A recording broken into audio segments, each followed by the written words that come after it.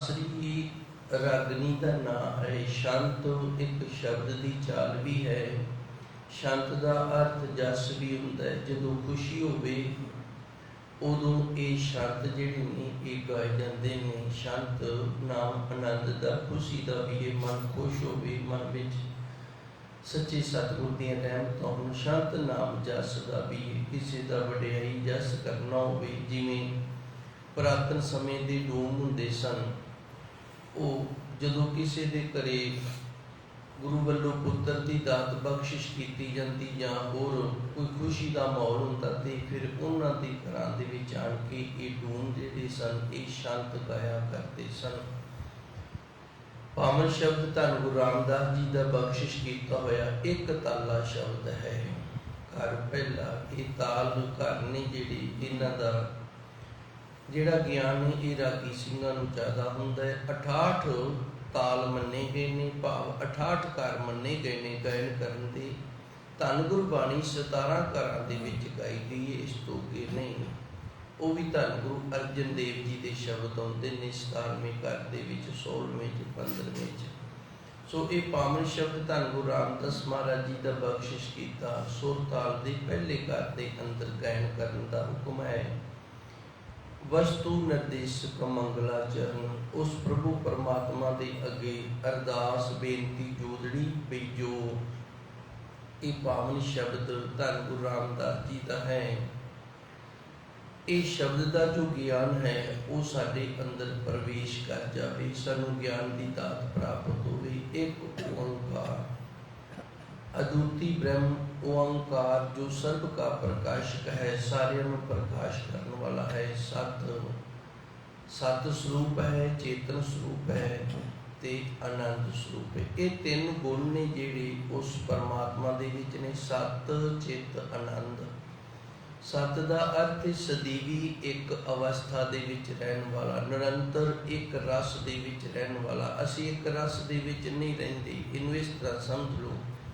ਪਹਿਲੂ ਬਚਪਨ ਦਾ ਰਸ ਸੀ, ਛੋਟੀ ਉਮਰ ਸੀ, ਬਚਪਨਾ ਸੀ, ਉਦੋਂ ਭਾਈ ਉਸ ਤਰ੍ਹਾਂ ਦੀਆਂ ਮਨ ਦੀਆਂ ਮੌਜਾਂ ਸਨ, ਮਨ ਦੇ ਖਿਆਲ ਸਨ। ਫਿਰ ਜਵਾਨ ਹੋ ਗਈ, ਉਹ ਪਿਛਲਾ ਰਸ ਬਦਲ ਗਿਆ ਤੇ ਇਹ ਜਵਾਨੀ ਵਾਲਾ ਰਸ ਆ ਗਿਆ। ਉਸ ਤੋਂ ਬਾਅਦ ਫਿਰ ਇਹ ਹੁਣ ਵੀ ਜਵਾਨੀ ਵੀ ਨਹੀਂ ਰਹੀ, ਇਹਨੂੰ ਬੁਢੇਪਾ ਖਾ ਗਿਆ। ਹੁਣ ਬੁढ़िया वाली मत ਜਿਹੜੀ ਬੁढ़िया ਵਾਲਾ ਰਸ, ਬੁढ़िया ਵਾਲੇ ਜਿਹੜੇ ਸੁਭਾਅ ਨੇ ਇਹ ਆ ਜਾਂਦੇ ਹਨ।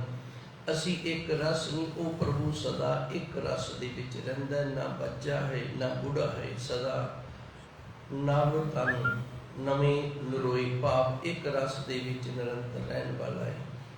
ਇਹਨੂੰ ਸਤ ਆਖਦੇ ਨੇ। ਅੱਗੇ ਚੇਤਨ, ਅਸੀਂ ਸੁਚੇਤ ਨਹੀਂ ਰਹਿੰਦੇ, ਉਹ ਚੇਤਨ ਸਤਾ ਵਾਲਾ ਹੈ।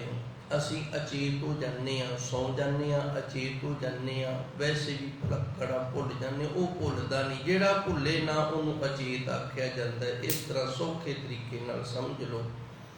ਤਾਂ ਗੁਰੂ ਜੀ ਰਹਿਮਤ ਕਰਦੇ ਨੇ, ਭੁੱਲਣ ਅੰਦਰ ਸਭ ਕੋ ਅਭੁੱਲ ਗੁਰੂ ਕਰਤਾਰ। ਇੱਕ ਗੁਰੂ ਅਚੇਤ ਹੈ, ਚੇਤਨ ਸਤਾ ਵਾਲਾ ਇੱਕ ਗੁਰੂ ਹੈ ਤੇ ਇੱਕ ਪਰਮਾਤਮਾ ਹੈ। ਭੁੱਲਣ ਅੰਦਰ ਸਭ ਕੋ ਅਭੁੱਲ ਗੁਰੂ ਕਰਤਾਰ। ਗੁਰੂ ਮੇਰਾ ਤੇ ਕਰਤਾਰ ਉਹ ਅਕਾਲ ਪੁਰਖ ਵਾਹਿਗੁਰੂ, ਇਹ ਦੋਵੇਂ ਚੇਤਨ ਸਤਾ ਦੇ ਵਿੱਚ ਰਹਿੰਦੇ ਨੇ। ਇਹਨਾਂ ਦਾ ਚੇਤਨ ਸਤਾ ਬਣੀ ਰਹਿੰਦੀ ਹੈ। ਅਸੀਂ ਸੁਚੇਤ ਨਹੀਂ ਹਾਂ।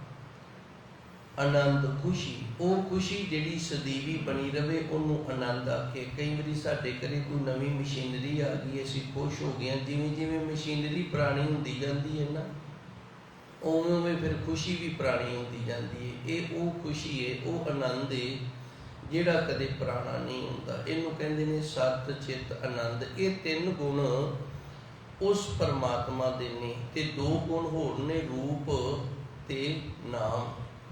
ਜਦੋਂ ਇਹ ਦੋ ਗੁਣ ਹੋਰ ਲੱਗ ਜਾਣ ਫਿਰ ਸਰਗੁਣ ਸਰੂਪ ਬਣ ਜਾਂਦਾ ਹੈ।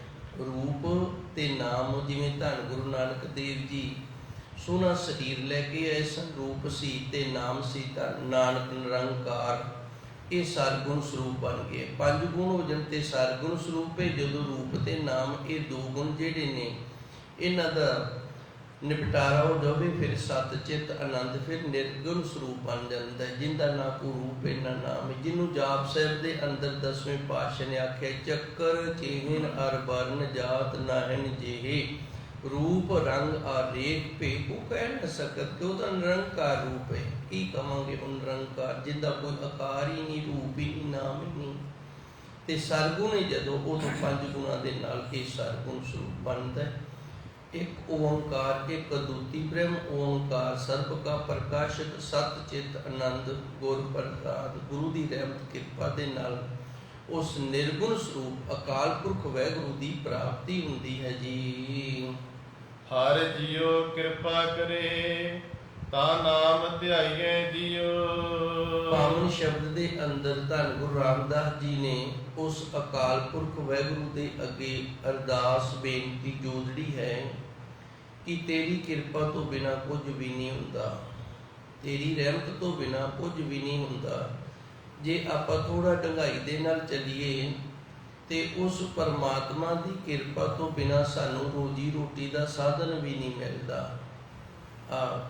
ਤੁਸੀਂ ਵੇਖਿਆ, ਜੇ ਨਹੀਂ ਵੇਖਿਆ ਤੇ ਸੁਣਿਆ ਜ਼ਰੂਰ ਹੋਏਗਾ, ਬੜੇ ਬੜੇ ਵੱਡੇ ਗਿਆਨੀ ਨੇ ਜਿਨ੍ਹਾਂ ਕੋਲ ਬੜੀ ਗਿਆਨ ਦੀ ਬੋਲਤਾ ਹੈ, ਕਿਰਪਾ ਹੈ ਉਸ ਵਾਹਿਗੁਰੂ ਦੀ, ਪਰ ਉਹਨਾਂ ਨੂੰ ਕਿਤੇ ਕੋਈ ਅਸਥਾਨ ਨਹੀਂ ਮਿਲਦਾ ਵੀ ਉਹ ਕਥਾ ਵਾਰਤਾ ਕਰਕੇ ਤੇ ਆਪਣੀ ਰੋਜੀ ਰੋਟੀ ਕਰ ਸਕਣ, ਆਪਣੀ ਰੋਜੀ ਰੋਟੀ ਦਾ ਆਸਰਾ ਬਣਾ ਲੈਣ।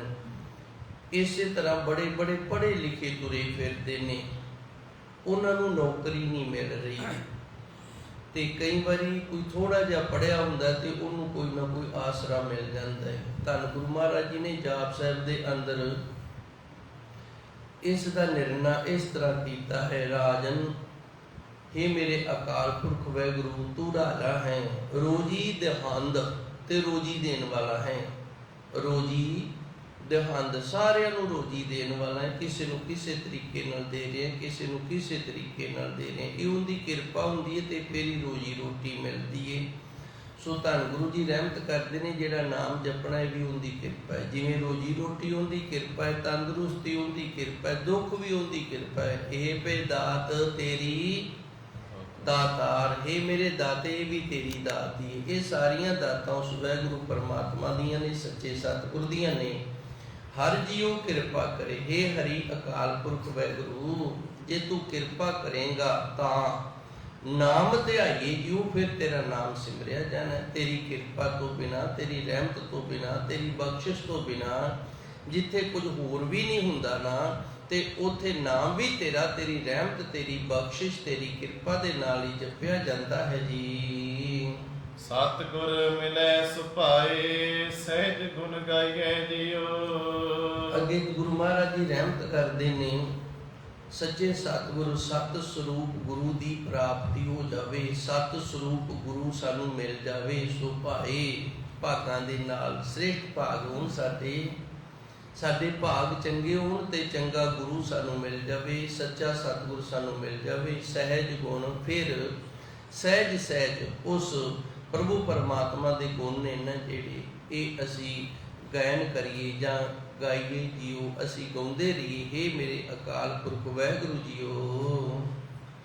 ਗੁਣ ਗਾਏ ਵਿਗਸੈ ਸਦਾ ਅਨ ਦਿਨ, ਜਾਂ ਆਪ ਸਾਚੇ ਭਾਵੇ। ਗੁਣ ਗਾਏ, ਫਿਰ ਤੇਰੇ ਗੁਣ ਗਾ ਕੇ, ਵਿਗਸੇ ਦਾ ਅਰਥ ਹੁੰਦਾ ਖਿੜਨਾ। ਜਦੋਂ ਤੱਕ ਫੁੱਲ ਖਿੜੇ ਨਾ, ਉਹਦੇ ਵਿੱਚੋਂ ਸੁਗੰਧੀ ਨਹੀਂ ਆਉਂਦੀ, ਤੇ ਜਦੋਂ ਤੱਕ ਸਾਡਾ ਮਨ ਨਾ ਖਿੜੇ, ਉਦੋਂ ਤੱਕ ਭਗਤੀ ਦੀ ਸੁਗੰਧੀ ਵੀ ਨਹੀਂ ਆਉਂਦੀ। ਸ੍ਰੀ ਰਾਗ ਦੇ ਅੰਦਰ ਧੰਨ ਗੁਰੂ ਮਹਾਰਾਜ ਜੀ ਦੀ ਪਾਵਨ ਪਵਿੱਤਰ ਗੁਰਬਾਣੀ ਦੇ ਅੰਦਰ ਫਰਮਾਨ ਹੈ, ਲਲਤਾ ਰਤਨ ਅਗਰਵਾਸ। ਜਿਹੜੀ ਸਾਡੀ ਜ਼ਬਾਨ ਹੈ ਨਾ, ਇਹ ਫਿਰ ਰਤਨ ਬਣ ਜਾਂਦੀ ਹੈ, ਤੇ ਜਿਹੜੇ ਸਾਡੇ ਸੁਵਾਸ ਨੇ ਉਹਨਾਂ ਦੇ ਵਿੱਚੋਂ ਨਾਮ ਦੀ ਸੁਗੰਧੀ ਆਉਣ ਲੱਗ ਜਾਂਦੀ ਹੈ। ਧੰਨ ਗੁਰੂ ਮਹਾਰਾਜ ਜੀ ਦਾ ਫਰਮਾਨ ਹੈ, ਜਦੋਂ ਸੱਚੇ ਸਤਿਗੁਰ ਦੇ ਨਾਮ ਦੀ ਰਹਿਮਤ ਬਖਸ਼ਿਸ਼ ਕਿਰਪਾ ਹੁੰਦੀ ਏ, ਤੇ ਫਿਰ ਸਾਡਾ ਅੰਦਰ ਜਿਹੜਾ ਹੈ ਉਹ ਫੁੱਲ ਦੀ ਤਰ੍ਹਾਂ ਖਿੜ ਪੈਂਦਾ ਹੈ। ਤੇ ਫਿਰ ਜਦੋਂ ਸੁਵਾਸ ਲਈਦਾ ਹੈ, ਉਹਨਾਂ ਸੁਵਾਸਾਂ ਦੇ ਵਿੱਚੋਂ ਸੁਗੰਧੀ ਆਉਂਦੀ ਹੈ। ਕਿਵੇਂ ਆਉਂਦੀ ਹੈ? ਅਗਰਵਾਸ। ਜਿਵੇਂ ਅਗਰ ਇਹ ਆਪਾਂ ਅਗਰਬੱਤੀ ਕਹਿ ਦਿੰਦੇ ਹਾਂ। ਇਹ ਅਗਰਬੱਤੀਆਂ ਨਹੀਂ ਹਨ, ਇਹ ਬਾਂਸ ਦੇ ਉੱਤੇ ਕੈਮੀਕਲ ਲਾਇਆ ਹੋਇਆ ਹੈ। ਅਗਰਬੱਤੀ ਕੀ ਹੁੰਦੀ ਸੀ? ਇੱਕ ਰੁੱਖ ਹੈ ਜਿਸ ਦੀ 1 ਕਿਲੋ ਦੀ ਕੀਮਤ ਅੱਜ ਦੇ ਸਮੇਂ ਦੇ ਵਿੱਚ 25 ਲੱਖ ਰੁਪਈਆ ਹੈ। ਇੱਕ ਰੁੱਖ ਹੈ, ਉਸ ਦਾ ਨਾਮ ਹੈ ਅਗਰ। ਇਹ ਅਗਰ ਦਾ ਰੁੱਖ ਹੈ। ਇਹਦੀਆਂ ਸੀਖਾਂ ਬਣਾਈਆਂ ਜਾਂਦੀਆਂ ਸਨ, ਜਿਵੇਂ ਸਾਡੀ ਡੱਬੀ ਦੀਆਂ ਸੀਖਾਂ ਬਣਾਈਆਂ ਜਾਂਦੀਆਂ ਨੇ, ਇਸ ਤਰ੍ਹਾਂ। ਇਹਨੂੰ ਫਿਰ ਸੀਖ ਨੂੰ ਜਦੋਂ ਅੱਗ ਲਾਈ ਜਾਂਦੀ ਸੀ ਤੇ ਜਿਵੇਂ ਅਗਰਬੱਤੀ ਧੁਖਦੀ ਏ, ਉਹ ਫਿਰ ਹੌਲੀ ਹੌਲੀ ਜਿਵੇਂ ਜਿਵੇਂ ਧੁਖਦੀ ਤੇ ਇਹਦੇ ਵਿੱਚੋਂ ਸੁਗੰਧੀ ਆਇਆ ਕਰਦੀ ਸੀ। ਉਹਦਾ ਨਾਂ ਸੀ ਅਗਰਬੱਤੀ, ਭਾਵ ਅਗਰ ਰੁੱਖ ਦੀ ਬਣੀ ਹੋਈ ਇਹ ਸੀਖ, ਇਹ ਬੱਤੀ, ਜਿਹਦੇ ਨਾਲ ਸੁਗੰਧੀ ਆਉਂਦੀ ਏ। ਤੇ ਹੁਣ ਇਤਨਾ ਮਹਿੰਗਾ ਜਿਹੜਾ ਹੈ ਇਹ ਆਪਾਂ ਭਾਈ ਨਹੀਂ ਲੈ ਸਕਦੇ। ਹੁਣ 25 ਲੱਖ ਦਾ ਕਿਲੋ ਹੈ, ਇਤਨਾ ਮਹਿੰਗਾ ਨਹੀਂ ਲੈ ਸਕਦੇ। ਤੇ ਫਿਰ ਸਾਨੂੰ ਇਹ ਚਾਹੀਦਾ ਵੀ ਜ਼ਰੂਰੀ ਹੈ ਫਾਰਮੈਲਿਟੀ ਪੂਰੀ ਕਰਨ ਵਾਸਤੇ। ਤੇ ਆਹ ਜਿਹੜੀਆਂ ਅਗਰਬੱਤੀਆਂ ਨੇ, ਮੈਂ ਇਹਨਾਂ ਦੀ ਇਜਾਜ਼ਤ ਨਹੀਂ ਦਿੰਦਾ ਹੁੰਦਾ। ਬੜਾ ਸੌਖਾ ਤਰੀਕਾ ਹੈ, ਜੇ ਘਰੇ ਧੂਪ ਕਰਨ ਨੂੰ ਮਨ ਕਰਦਾ ਹੈ ਨਾ, ਚੰਦਨ ਦਾ ਬੁਰਾਦਾ ਜਿਹੜਾ ਇਹ 100 ਗ੍ਰਾਮ ਤਕਰੀਬਨ 200 ਰੁਪਏ ਦਾ ਆ ਜਾਂਦਾ ਹੈ। ਇਹਦੇ ਵਿੱਚ ਫਿਰ ਨਾਰੀਅਲ ਦਾ ਬਰਾਦਾ ਮਿਲਾ ਲਓ, ਇਹਦੇ ਵਿੱਚ ਮੁਸ਼ਕ ਕਪੂਰ ਮਿਲਾ ਲਓ, ਇਹਦੇ ਵਿੱਚ ਲੋਹ ਬਾਣ ਆਉਂਦੀ ਹੈ ਇੱਕ ਧੂਪ, ਉਹ ਮਿਲਾਣੀ ਕਰੋ। ਇਹਨਾਂ ਚਾਰਾਂ ਨੂੰ ਮਿਕਸ ਕਰਕੇ ਇਹਦੇ ਵਿੱਚ 100 ਗ੍ਰਾਮ ਚਾਰੇ ਚੀਜ਼ਾਂ ਬਰਾਬਰ ਲੈ ਕੇ ਤੇ 50 ਗ੍ਰਾਮ ਜਾਂ 20 ਗ੍ਰਾਮ ਚਿੱਟੀ ਸ਼ੱਕਰ ਆਉਂਦੀ ਹੈ, ਉਹ ਮਿਲਾਣੀ ਕਰੋ। ਇਹਨੂੰ ਮਿਲਾ ਕੇ ਥੋੜ੍ਹਾ ਜਿਹਾ ਦੇਸੀ ਘਿਓ ਪਾ ਲਈਏ, ਉਹਨੂੰ ਫਿਰ ਕੋਲੇ ਦੇ ਉੱਤੇ ਤਖਾਣਾ ਕਰੀਏ, ਉਹ ਸ਼ੁੱਧਤਾ ਹੀ ਕਰਦੀ ਕਮਰੇ ਦੀ। ਇਹ ਕੈਮੀਕਲ ਨੇ ਜਿਹੜਾ ਅਗਰਬੱਤੀ ਜਿਹਨੂੰ ਅਸੀਂ ਕਹਿ ਰਹੇ ਹਾਂ, ਇਹ ਸ਼ੁੱਧਤਾ ਹੀ ਨਹੀਂ ਕਰਦੀ, ਇਹ ਵਰਜਿਤ ਹੈ। ਇਹਦੇ ਤੋਂ ਸਾਨੂੰ ਰੋਗ ਲੱਗਦੇ ਨੇ, ਕੈਂਸਰ ਦਾ ਰੋਗ ਹੁੰਦਾ ਇਹਦੇ ਤੋਂ। ਤਾਂ ਕਰਕੇ ਕਿਸੇ ਵਿਗਿਆਨਿਕ ਨੂੰ, ਸਿਆਣੇ ਨੂੰ ਪੁੱਛ ਕੇ ਵੇਖੋ, ਇਹ ਨਹੀਂ ਦਿਖਾਉਣੀ ਚਾਹੀਦੀ। ਰੋਹ ਵਿਚਾਰ ਮੈਂ ਇੱਧਰ ਨਾ ਜਾਵਾਂ। ਗੁਰੂ ਮਹਾਰਾਜ ਜੀ ਦਾ ਪ੍ਰਸੰਗ ਚੱਲ ਰਿਹਾ, ਗੁਣ ਗਾਏ ਵਿਕਸੇ ਵਿਕਸੇ, ਮਨ ਖੇੜ ਜਾਵੇ। ਜਦੋਂ ਮਨ ਖੇੜਦਾ ਤੇ ਇਹਦੇ ਵਿੱਚੋਂ ਸੁਗੰਧੀ ਆਉਂਦੀ ਹੈ। ਫਿਰ ਜਿਵੇਂ ਜਿਵੇਂ ਉਹ ਸੁਆਸ ਲੈਂਦਾ ਹੈ ਨਾ ਗੁਰਮੁਖ ਪਿਆਰਾ, ਹਰ ਸੁਆਸ ਦੇ ਵਿੱਚੋਂ ਭਗਤੀ ਦੀ ਸੁਗੰਧੀ ਨਿਕਲਦੀ ਹੈ, ਹਰ ਸੁਆਸ ਦੇ ਵਿੱਚੋਂ ਨਾਮ ਦੀ ਸੁਗੰਧੀ ਨਿਕਲਦੀ ਹੈ। ਗੁਣ ਗਾਏ ਵਿਕਸੇ, ਹੇ ਮੇਰੇ ਪ੍ਰਭੂ ਪਰਮਾਤਮਾ, ਤੇਰੇ ਗੁਣ ਗਾ ਕੇ ਮੇਰਾ ਮਨ ਜਿਹੜਾ ਇਹ ਖਿੜ ਜਾਵੇ ਤੇ ਇਹਦੇ ਵਿੱਚੋਂ ਨਾਮ ਦੀ ਸੁਗੰਧੀ ਨਿਕਲੇ। ਸਦਾ ਅਨ ਦਿਨ, ਸਦਾ ਤੇ ਦਿਨ ਤੇ ਰਾਤ, ਜਾਂ ਆਪ ਸਾਚੇ ਭਾਵੇ। ਇਹ ਹੋਏਗਾ ਤਾਂ ਜੇ ਉਸ ਪਰਮਾਤਮਾ ਸੱਚੇ ਨੂੰ ਅਸੀਂ ਪਾ ਜਾਵਾਂਗੇ, ਉਹਨੂੰ ਚੰਗੇ ਲੱਗਾਂਗੇ। ਹੁਣ ਆਪਣੇ ਆਪ ਦੇ ਵਿੱਚ ਅਸੀਂ ਸਾਰੇ ਚੰਗੇ ਹਾਂ, ਪਰ ਉਹਨੂੰ ਚੰਗੇ ਲੱਗਦੇ ਆ ਜਾਂ ਨਹੀਂ ਲੱਗਦੇ, ਇਹ ਉਹਦੀ ਮੌਜ ਹੈ। ਸਾਡੇ ਚੰਗੇ ਹੋਣ ਦੇ ਨਾਲ ਅਸੀਂ ਚੰਗੇ ਨਹੀਂ ਬਣ ਜਾਂਦੇ, ਸਾਡੇ ਮਾੜੇ ਹੋਣ ਦੇ ਨਾਲ ਅਸੀਂ ਮਾੜੇ ਨਹੀਂ ਬਣ ਜਾਂਦੇ। ਉਸ ਪ੍ਰਭੂ ਪਰਮਾਤਮਾ ਦੀ ਮੌਜ, ਜੇ ਉਹਨੂੰ ਪਾ ਜਾਈਏ ਤੇ ਫਿਰ ਗੁਰੂ ਮਹਾਰਾਜ ਜੀ ਕਿਰਪਾ ਕਰਦੇ ਨੇ। ਸਾਡਾ ਅੰਦਰ ਖੜਾਓ ਦੇ ਵਿੱਚ ਆਉਂਦਾ ਹੈ ਤੇ ਅੰਦਰੋਂ ਨਾਮ ਦੀ ਸੁਗੰਧੀ ਆਉਣ ਲੱਗ ਜਾਂਦੀ। ਮੈਂ ਇੱਕ ਵਾਰੀ ਥੋੜੀ ਜੀ ਇਹਨਾਂ ਤਿੰਨਾਂ ਤੁਕਾਂ ਦਾ ਸੁਮੇਲ ਕਰਕੇ ਆਪ ਜੀ ਦੀ ਸੇਵਾ ਵਿੱਚ ਹਾਜ਼ਰ ਹੋਣ ਦਾ ਯਤਨ ਕਰਦਾ। ਇਹ ਮੇਰੇ ਅਕਾਲ ਪੁਰਖ ਵਾਹਿਗੁਰੂ, ਤੂੰ ਕਿਰਪਾ ਕਰ, ਫਿਰ ਤੇਰਾ ਨਾਮ ਜਪਿਆ ਜਾਏਗਾ। ਤੇ ਕਿਰਪਾ ਜਿਹੜੀ ਹੈ ਉਹ ਤੇਰੀ ਹੋਵੇਗੀ, ਤੇਰਾ ਨਾਮ ਜਪਿਆ ਜਾਏਗਾ। ਤੇ ਉਹ ਨਾਮ ਲਵਾਂਗੇ ਕਿਹਦੇ ਤੋਂ? ਉਹ ਅਗਲੀ ਤੁਕ ਦੇ ਵਿੱਚ ਦੱਸਿਆ, ਸਤਿਗੁਰ ਮਿਲੇ ਸੁਭਾਏ। हे ਪਰਮਾਤਮਾ, ਤੇਰੀ ਕਿਰਪਾ, ਤੇਰੀ ਰਹਿਮਤ ਹੋਵੇ ਤੇ ਤੇਰਾ ਨਾਮ ਜਪਿਆ ਜਾਏਗਾ। ਤੇ ਨਾਮ ਲੈਣਾ ਸੱਚੇ ਸਤਿਗੁਰ ਤੋਂ। ਸਤਿਗੁਰ ਮਿਲੇ ਸੁਭਾਏ, ਤੇਰੀ ਕਿਰਪਾ, ਤੇਰੀ ਰਹਿਮਤ ਦੇ ਨਾਲ ਪਰਿਪੂਰਨ ਗੁਰੂ ਦੀ ਪ੍ਰਾਪਤੀ ਹੁੰਦੀ ਹੈ। ਸਹਿਜ ਗੁਣ ਗਾਈਏ ਤੇ ਫਿਰ ਸਹਿਜ ਸਹਿਜ ਤੇਰੇ ਗੁਣਾਂ ਨੂੰ ਗਾਇਨ ਕਰੀਦਾ। ਗੁਣ ਗਾਏ ਵਿਕਸੇ, ਉਹ ਜਿਹੜੇ ਸਹਿਜ ਸਹਿਜ ਤੇਰੇ ਗੁਣ ਗਾਏ ਗਏ ਨੇ ਨਾ, ਉਹਨਾਂ ਦੇ ਨਾਲ ਅੰਦਰੋਂ ਮਨ ਨੇ ਖੇੜੇ ਦੇ ਵਿੱਚ ਆ ਜਾਣਾ। ਜਦੋਂ ਮਨ ਖੇੜੇ ਵਿੱਚ ਆ ਜਾਏਗਾ ਤੇ ਫਿਰ ਤੇਰੇ ਨਾਮ ਦੀ ਸੁਗੰਧੀ ਇਸ ਸਰੀਰ ਦੇ ਵਿੱਚੋਂ ਨਿਕਲੇਗੀ। ਜਿਵੇਂ ਫੁੱਲ ਦੇ ਵਿਕਸਣ ਦੇ ਨਾਲ, ਫੁੱਲ ਦੇ ਖਿੜਨ ਦੇ ਨਾਲ ਉਹਦੇ ਵਿੱਚੋਂ ਸੁਗੰਧੀ ਹੁੰਦੀ ਹੈ। ਦਿਨ ਤੇ ਰਾਤ ਇਹ ਤੇਰੀ ਅਪਾਰ ਬਖਸ਼ਿਸ਼ ਕਿਰਪਾ ਬਣੀ ਰਹੇ। ਜਾਂ ਆਪ ਸਾਚੇ ਭਾਵੇ, ਹੋਏਗਾ ਤਾਂ ਜੇ ਹੈ ਵਾਹਿਗੁਰੂ ਸੱਚੇ ਸਤਿਗੁਰ ਜੀ ਤੈਨੂੰ ਚੰਗਾ ਲੱਗੇਗਾ ਜੀ। ਅਹੰਕਾਰ ਹਉਮੈ ਤਜੈ ਮਾਇਆ, ਸਹਿਜ ਨਾਮ ਸਮਾਵੇ। ਇਹ ਬੁਰਾਈਆਂ ਨਹੀਂ, ਇਹ ਛੱਡਣੀਆਂ ਪੈਣਗੀਆਂ।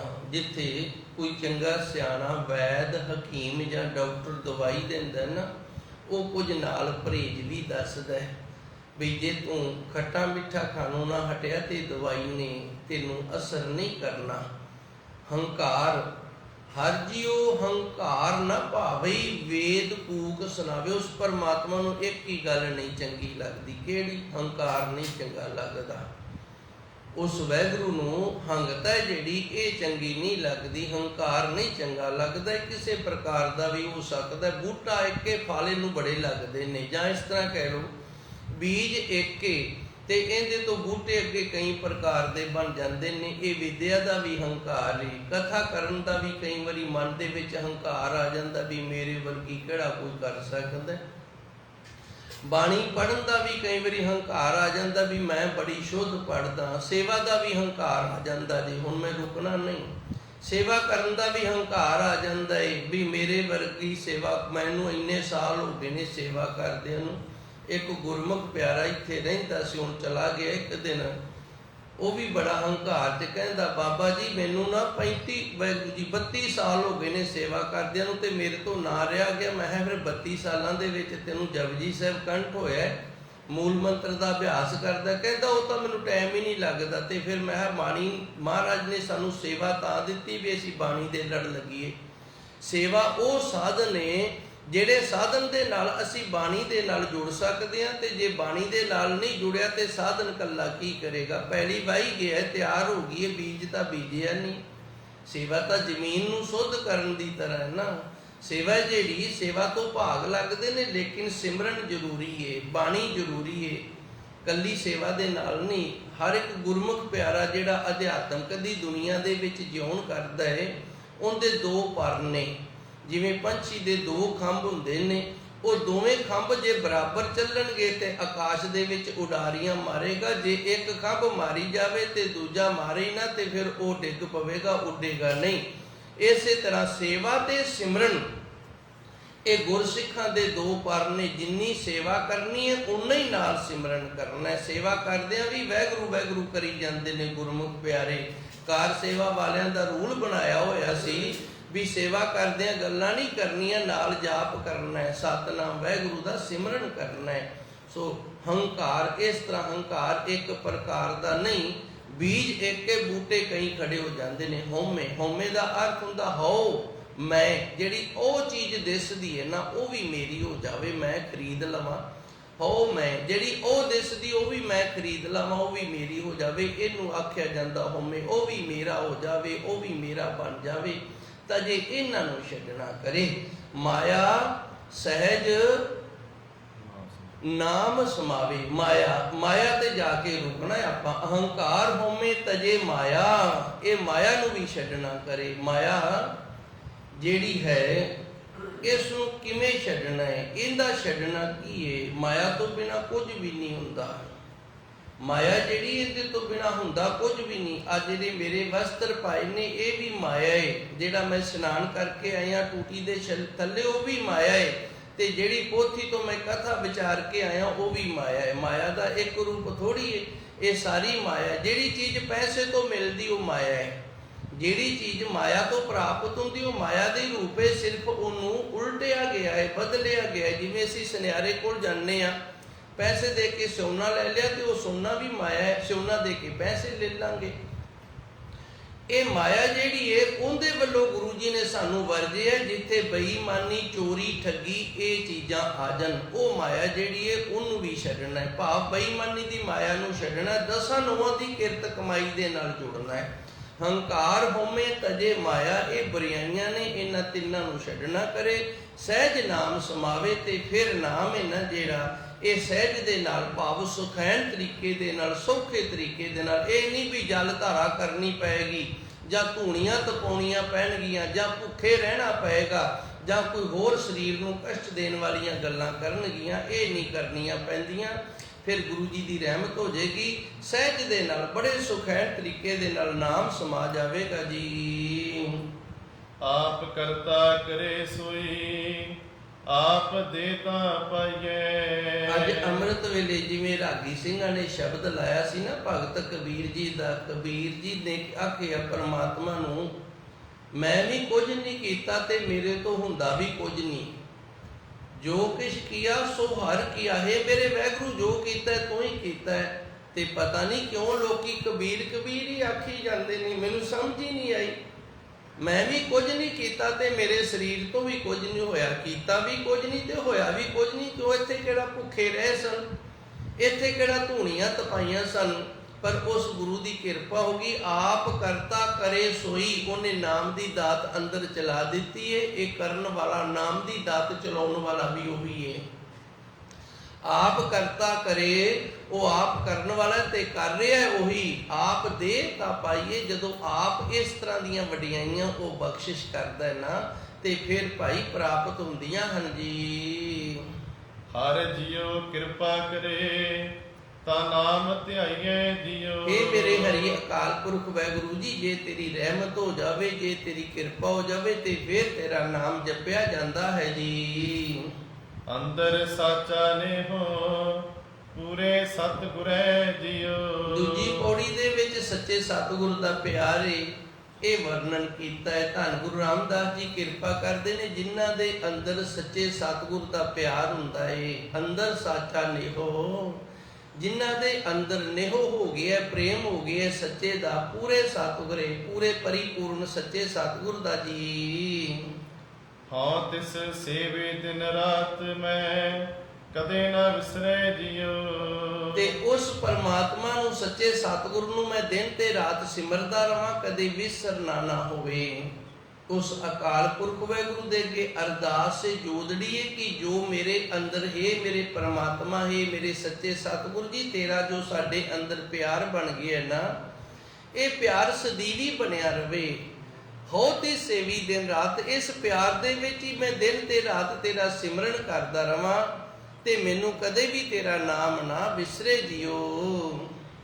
ਕਦੇ ਨਾ ਵਿਸਾਰੇ ਅਰ ਦਿਨ ਸਮਾਰੀ, ਜਾਂ ਨਾਮ ਲਈ ਤਾਂ ਜੀਵਾ। ਇਹ ਤੇਰੀ ਬਖਸ਼ਿਸ਼ ਹੋ ਜਾਵੇ, ਮੈਂ ਕਦੇ ਵੀ ਤੈਨੂੰ ਵਿਸਰਨਾ ਨਾ ਕਰਾਂ, ਸਦਾ ਤੇਰੇ ਨਾਮ ਨੂੰ ਸੰਭਾਲਦਾ ਰਵਾਂ। ਜੇ ਮੈਨੂੰ ਤੇਰਾ ਨਾਮ ਵਿਸਰ ਜੇ ਤੇ ਮੈਂ ਮਰ ਜਾਵਾਂ। ਬਸ ਜਿੱਦਣ ਮੈਨੂੰ ਤੇਰਾ ਨਾਮ ਵਿਸਰ ਜਾਵੇ, ਮੇਰੀ ਮੌਤ ਹੋ ਜਾਵੇ, ਉਸ ਤੋਂ ਅੱਗੇ ਮੈਂ ਜਿਉਣਾ ਨਹੀਂ ਚਾਹੁੰਦਾ ਹਾਂ। ਜਾਂ ਨਾਮ ਲਈ ਤਾਂ ਜੀਵਾਂ, ਮੇਰਾ ਜੀਵਨ ਹੀ ਉਦੋਂ ਤੱਕ ਚੱਲੇ, ਮੇਰਾ ਜਿਉਣਾ ਹੀ ਉਦੋਂ ਤੱਕ ਹੋਵੇ ਜਦੋਂ ਤੱਕ ਮੈਂ ਤੇਰਾ ਨਾਮ ਜਪਦਾ ਰਵਾਂ। ਕਦੇ ਨਾ ਵਿਸਾਰੀ ਅਣਦਿਨ ਸਮਾਰੀ, ਮੈਨੂੰ ਕਦੇ ਵੀ ਵਿਸਰੇ ਨਾ, ਤੇ ਦਿਨ ਤੇ ਰਾਤ ਮੈਂ ਜਪਦਾ ਰਵਾਂ, ਸੰਭਾਲਦਾ ਰਵਾਂ ਜੀ। ਸਰਬਨੇ ਸੁਨੀਤਾ ਏਹੁ ਮਨ ਤ੍ਰਿਪਤੈ, ਗੁਰਮੁਖ ਅੰਮ੍ਰਿਤ ਪੀਵਾ। ਇਹਨਾਂ ਕੰਨਾਂ ਦੇ ਨਾਲ ਤੇਰੇ ਨਾਮ ਨੂੰ ਸੁਣ ਕੇ ਮਨ ਨੂੰ ਤ੍ਰਿਪਤਾਈ ਹੁੰਦੀ ਏ। ਧੰਨ ਗੁਰੂ ਅੰਗਦ ਦੇਵ ਜੀ ਦਾ ਪਾਵਨ ਪਵਿੱਤਰ ਸ਼ਬਦ ਹੈ, ਅੱਖਾਂ ਬਾਝੋ ਵੇਖਣਾ ਬਿਨ ਕੰਨੀ ਸੁਣਨਾ। ਇਹ ਅੱਖਾਂ ਨੇ ਜਿਹੜੀਆਂ ਇਹ ਨਹੀਂ ਵੇਖਦੀਆਂ, ਤੇ ਇਹ ਕੰਨ ਨੇ ਜਿਹੜੇ ਇਹ ਨਹੀਂ ਸੁਣਦੇ। ਪੈਰਾਂ ਬਾਝੋ ਚੱਲਣਾ ਬਿਨ ਹੱਥੀ ਕਰਨਾ, ਇਹਨਾਂ ਪੈਰਾਂ ਨਾਲ ਤੁਰ ਕੇ ਨਹੀਂ ਪਹੁੰਚਿਆ ਜਾ ਸਕਦਾ, ਤੇ ਹੱਥਾਂ ਦੇ ਨਾਲ ਵੀ ਕੁਝ ਨਹੀਂ ਜੇ ਹੁੰਦਾ।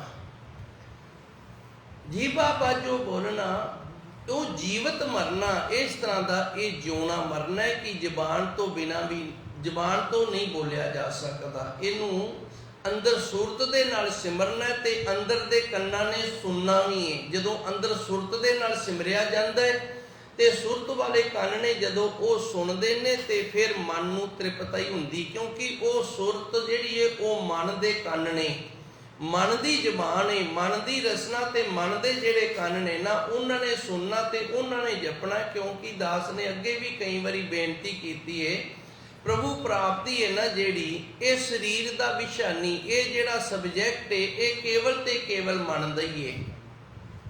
ਇਹ ਉਹ ਸਬਜੈਕਟ ਹੈ ਜਿੱਥੇ ਕੇਵਲ ਤੇ ਕੇਵਲ ਮਨ ਨੂੰ ਪੜ੍ਹਨਾ ਪੈਂਦਾ। ਸਰੀਰ ਨੂੰ ਪੜ੍ਹਨ ਦੇ ਨਾਲ ਸਰੀਰ ਦਾ ਇਹ ਵਿਸ਼ਾ ਹੀ ਨਹੀਂ, ਸਰੀਰ ਦਾ ਸਬਜੈਕਟ ਹੀ ਨਹੀਂ। ਜਿਵੇਂ ਇੱਕ ਟੀਚਰ ਹੈ ਮੈਥ ਦਾ, ਤੇ ਉਹਦੇ ਅੱਗੇ ਅਸੀਂ ਜਾ ਕੇ ਕਹਿ ਦਈਏ ਸਾਨੂੰ ਪਾਣੀ ਦਾ ਫਾਰਮੂਲਾ ਦੱਸੀ, ਉਹ ਆਖੂਗਾ ਪਾਣੀ ਦਾ ਫਾਰਮੂਲਾ ਤੇ ਮੈਨੂੰ ਨਹੀਂ ਆਉਂਦਾ, ਸਧਾਰਨ ਵਿਆਜ ਜਾਂ ਚੱਕਰਵਿਰਤੀ ਵਿਆਜ ਕੱਢਣੀ ਹੈ ਤੇ ਉਹ ਫਾਰਮੂਲੇ ਮੈਨੂੰ ਆਉਂਦੇ ਨੇ। ਤੇ ਜਦੋਂ ਸਾਇੰਸ ਵਾਲੇ ਟੀਚਰ ਕੋਲ ਜਾਵਾਂਗੇ, ਉਹ ਜਾਣਸਰ ਕਹਿ ਜੂਗਾ H2 + O2 ਇਜੀਕਲ H2O, ਇਹ ਪਾਣੀ ਦਾ ਫਾਰਮੂਲਾ ਹੋ ਗਿਆ। ਹੁਣ ਇਸੇ ਤਰ੍ਹਾਂ ਜਿਹੜਾ ਪਰਮਾਤਮਾ ਦੀ ਪ੍ਰਾਪਤੀ ਹੈ ਉਹ ਸਾਡੇ ਮਨ ਦਾ ਵਿਸ਼ਾ ਹੈ, ਮਨ ਦਾ ਸਬਜੈਕਟ ਹੈ। ਸਰਵਣੀ ਸੁਣੀ, ਮਨ ਵਾਲੇ ਕੰਨਾਂ ਨੇ ਸੁਣਨਾ ਹੈ, ਤੇ ਮਨ ਵਾਲੇ ਕੰਨ ਨੇ, ਮਨ ਵਾਲੀ ਜ਼ਬਾਨ ਹੈ ਜਿਹੜੀ ਉਹਨੇ ਹੀ ਬੋਲਣਾ ਹੈ। ਇਹੋ ਮਨ ਤ੍ਰਿਪਤੇ ਫਿਰ ਮਨ ਰੱਜੇਗਾ। ਜੇ ਮੂੰਹ ਖਾਵੇਗਾ ਤੇ ਢਿੱਡ ਭਰੇਗਾ, ਜੇ ਮੂੰਹ ਖਾਵੇਗਾ ਤੇ ਢਿੱਡ ਭਰੇਗਾ। ਜੇ ਕੰਨ ਸੁਣਨਗੇ ਤੇ ਚੁਗਲੀ ਨਿੰਦਿਆ ਬੁਰਿਆਈ ਕਿਸੇ ਦੀ ਸੁਣਨਗੇ। ਜ਼ਬਾਨ ਬੋਲੇਗੀ ਤੇ ਕਿਸੇ ਨੂੰ ਗੰਦਾ ਮੰਦਾ ਬੋਲੇਗੀ। ਮਨ ਜਿਹੜਾ ਇਹ ਉਦੋਂ ਤ੍ਰਿਪਤ ਹੋਵੇਗਾ ਜਦੋਂ ਪ੍ਰਭੂ ਪਰਮਾਤਮਾ ਅਕਾਲ ਪੁਰਖ ਵਾਹਿਗੁਰੂ ਦੇ ਨਾਮ ਨੂੰ ਆਪ ਜਪੇਗਾ। ਉਦੋਂ ਤੋਂ ਪਹਿਲਾਂ ਮਨ ਦੀ ਤ੍ਰਿਪਤਾ ਹੀ ਨਹੀਂ, ਮਨ ਨਹੀਂ ਰੱਜਦਾ। ਮਨ ਰੋਟੀ ਖਾਣ ਨਾਲ ਨਾ ਰੱਜੇ ਤੇ ਮਨ ਰੋਟੀ ਛੱਡਣ ਨਾਲ ਨਾ ਹੀ ਭੁੱਖਾ ਮਰੇ। ਇਹ ਮਨ ਹੈ ਜਿਹੜਾ, ਇਹਦਾ ਇੱਕ ਆਪਣਾ ਸਬਜੈਕਟ ਹੈ। ਇਹ ਮਨ ਨੂੰ ਪੜ੍ਹਨਾ ਪੈਣਾ, ਮਨ ਨੂੰ ਸਮਝਣਾ ਪੈਣਾ ਹੈ।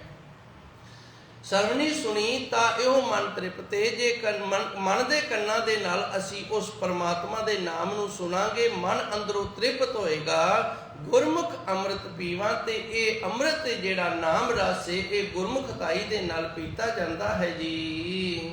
ਨਦਰ ਕਰੇ ਤਾਂ ਸਤਿਗੁਰ ਮਿਲੇ, ਅਨ ਦਿਨ ਵਿਵੇਕ ਬੁੱਧ ਵਿਚਰੈ। ਜੇ ਉਹ ਸੱਚੇ ਸਤਿਗੁਰ ਦੀ ਨਜ਼ਰ ਹੋ ਜਾਵੇ, ਰਹਿਮਤ ਹੋ ਜਾਵੇ, ਸੱਚਾ ਸਤਿਗੁਰ ਮਿਲ ਜਾਵੇ ਨਾ, ਫਿਰ ਦਿਨ ਤੇ ਰਾਤ ਜਿਹੜਾ ਸਾਡਾ ਸੰਸਾਰ ਦੇ ਵਿੱਚ ਵਿਚਰਨਾ, ਇਹ ਵਿਵੇਕ ਕਹਿੰਦੇ ਨੇ ਗਿਆਨ ਤੇ ਬੁੱਧ।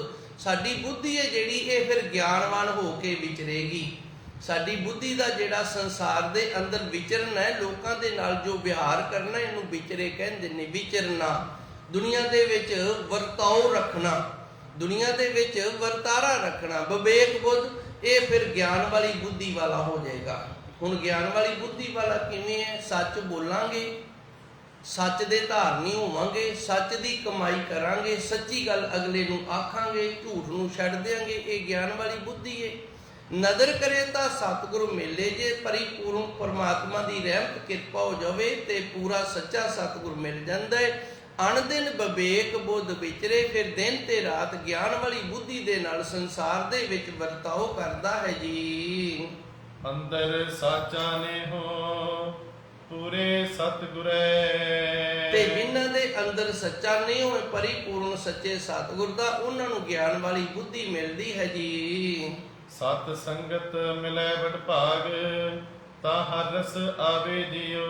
ਹੁਣ ਗੁਰੂ ਮਹਾਰਾਜ ਦੀ ਤੀਜੀ ਪੌੜੀ ਦੇ ਵਿੱਚ ਸਤ ਸੰਗਤ ਦੀ ਵਡਿਆਈ ਕਰਦੇ ਨੇ। ਇਹ ਉਹ ਜਮਾਤ ਹੈ, ਉਹ ਕਲਾਸ ਹੈ ਜਿੱਥੇ ਗੁਰੂ ਮਹਾਰਾਜ ਜੀ ਸਾਨੂੰ ਮਨ ਨੂੰ ਸਮਝਾਉਣ ਦਾ, ਮਨ ਨੂੰ ਪੜ੍ਹਨ ਦਾ ਜਿਹੜਾ ਪਾਠ ਹੈ ਉਹ ਸਿਖਾ ਰਹੇ ਨੇ। ਸਤ ਸੰਗਤ, ਇੱਥੋਂ ਸਤ ਦੀ ਪ੍ਰਾਪਤੀ ਹੁੰਦੀ ਹੈ। ਇਹ ਸਤ ਸੰਗਤ ਹੈ ਜਿੱਥੇ ਆਪਾਂ ਸਾਰੇ ਰਲ ਮਿਲ ਕੇ ਬੈਠੇ ਹਾਂ। ਮਿਲੇ ਵਡ ਭਾਗ, ਇਹ ਵੀ ਵੱਡੇ ਭਾਗਾਂ ਵਾਲਿਆਂ ਨੂੰ ਮਿਲਦੀ ਹੈ। ਹੁਣ ਇੱਥੇ ਵੀ ਮੈਂ ਥੋੜਾ ਜਿਹਾ ਖੁਲਾਸਾ ਕਰਾਂਗਾ। ਜਿਨ੍ਹਾਂ ਦੇ ਸਭ ਤੋਂ ਜ਼ਿਆਦਾ ਵੱਡੇ ਭਾਗ ਹੁੰਦੇ ਨੇ ਨਾ, ਉਹ ਸਮੇਂ ਸਿਰ ਆ ਜਾਂਦੇ ਨੇ। ਜਿਨ੍ਹਾਂ ਦੇ ਉਦੋਂ ਘੱਟ ਭਾਗ ਹੁੰਦੇ ਨੇ, ਉਹ ਫਿਰ ਥੋੜਾ ਜਿਹਾ ਪਛੜ ਜਾਂਦੇ ਨੇ। ਇਸ ਤਰ੍ਹਾਂ ਪਛੜਦੇ ਇਹ ਸਾਡੇ ਭਾਗ ਹੀ ਨੇ, ਸਾਡੇ ਕਰਮ ਹੀ ਨੇ। ਜਦੋਂ ਬਿਲਕੁਲ ਪਛੜ ਜਾਂਦੇ ਨੇ, ਫਿਰ ਅਸੀਂ ਅਰਦਾਸ ਦੇ ਟਾਈਮ ਨੂੰ ਮਸਾਂ ਪਹੁੰਚਦੇ ਹਾਂ। ਉਦੋਂ ਵੀ ਜਦੋਂ ਪਛੜ ਜਾਂਦੇ ਨੇ ਤੇ ਫਿਰ ਅਰਦਾਸ ਤੋਂ ਬਾਅਦ ਤੱਕ ਅਸੀਂ ਆਈ ਜਾਂਦੇ ਹਾਂ। ਸਤ ਸੰਗਤ ਮਿਲੇ ਵਡ ਭਾਗ, ਇਹ ਸੱਚੇ ਸਤਿਗੁਰੂ ਦੀ ਸੱਚੀ ਸੰਗਤ ਹੈ ਤੇ ਇਹ ਭਾਈ ਵੱਡਿਆਂ ਭਾਗਾਂ ਵਾਲਿਆਂ ਨੂੰ ਪ੍ਰਾਪਤ ਹੁੰਦੀ ਹੈ। ਤਾਂ ਹਰ ਰਸ ਆਵੇ ਜੀਓ, ਫਿਰ ਹਰੀ ਪਰਮਾਤਮਾ ਸੱਚੇ ਸਤਿਗੁਰ ਦਾ ਨਾਮ ਰਸ ਸਾਨੂੰ ਪ੍ਰਾਪਤ ਹੁੰਦਾ ਹੈ।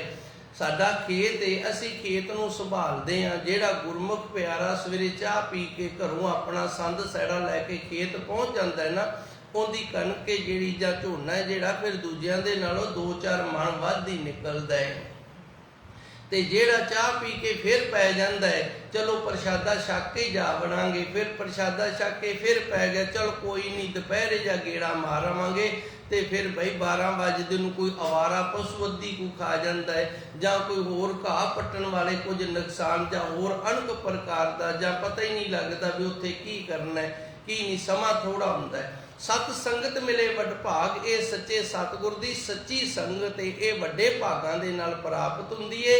ਜਿਹਨੂੰ ਪ੍ਰਾਪਤ ਹੋ ਗਈ ਤਾਂ ਹਰ ਰਸ ਆਵੇ ਜੀਓ, ਉਹਨੂੰ ਹਰੀ ਅਕਾਲ ਪੁਰਖ ਵਾਹਿਗੁਰੂ ਦਾ ਨਾਮ ਰਸ ਪ੍ਰਾਪਤ ਹੁੰਦਾ ਹੈ ਜੀ।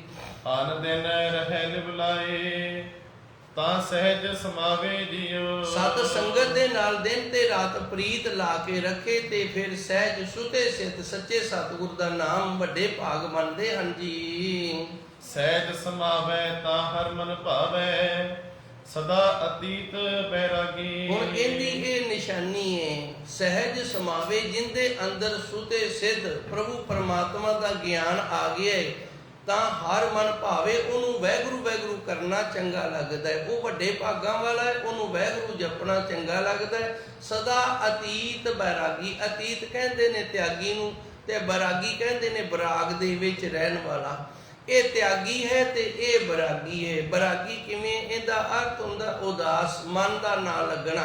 ਹੁਣ ਇਹਦਾ ਮਨ ਜਿਹੜਾ ਸੰਸਾਰ ਦੇ ਵਿੱਚ ਨਹੀਂ ਲੱਗਦਾ, ਇਹ ਹਰ ਵਕਤ ਇਹੀ ਅਰਦਾਸ ਕਰਦਾ ਕਿ ਹੇ ਸੱਚੇ ਸਤਿਗੁਰ, ਤੇਰੇ ਚਰਨਾਂ ਦੇ ਵਿੱਚ ਹੁਣ ਮੈਨੂੰ ਆਸਰਾ ਮਿਲ ਜਾਵੇ, ਤੇਰੀ ਅਪਾਰ ਰਹਿਮਤ ਬਖਸ਼ਿਸ਼ ਕਿਰਪਾ ਹੋ ਜਾਵੇ, ਮੈਨੂੰ ਆਪਣੇ ਚਰਨਾਂ ਦੇ ਵਿੱਚ ਨਿਵਾਸ ਦੇ। ਸਦਾ ਅਤੀਤ, ਹੁਣ ਇਹ ਤਿਆਗੀ ਹੋ ਗਿਆ ਹੈ, ਤਿਆਗ ਦੇ ਵਿੱਚ ਆ ਗਿਆ ਹੈ, ਤੇ ਗੁਰੂ ਨੇ ਰਹਿਮਤ ਕੀਤੀ, ਇਹਦੇ ਅੰਦਰ ਸੰਸਾਰ ਦਾ ਵਿਰਾਗ ਹੋ ਗਿਆ ਹੈ ਜੀ।